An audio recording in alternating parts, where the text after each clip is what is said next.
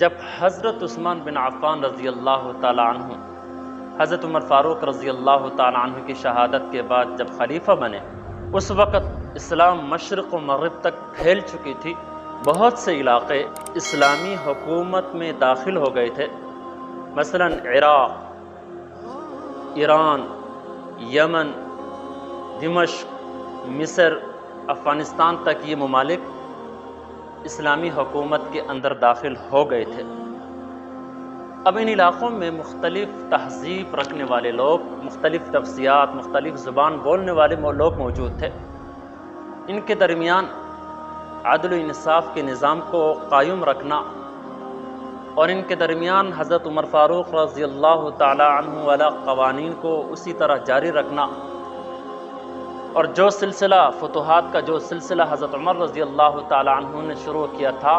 ان کو اسی طرح برقرار رکھنا، ان فتوحات کو، یہ کوئی آسان کام نہ تھا، ایک بہت بڑا امتحان تھا۔ لیکن حضرت عثمان بن عفان رضی اللہ تعالی عنہ نے ایک مثالی حکمران کا کردار پیش کیا۔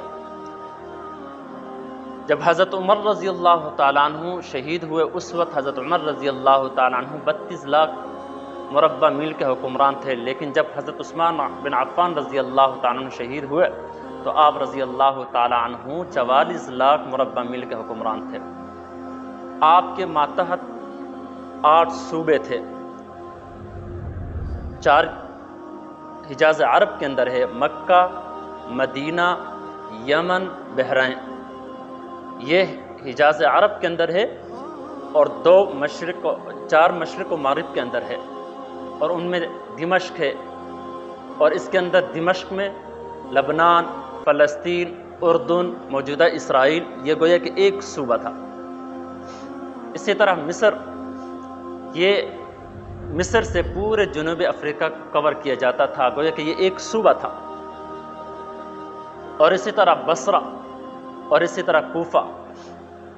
یہ کوفہ بھی بہت بڑا صوبہ تھا، جس کے اندر عراق، ایران، افغانستان، مصر تک کے علاقے اس میں شامل تھے، گویا کہ یہ ایک صوبہ تھا۔ ہمارے پورے پاکستان کو ملائے 4 صوبوں کو، ان کا ایک صوبہ بھی نہیں بنتا، اتنے بڑے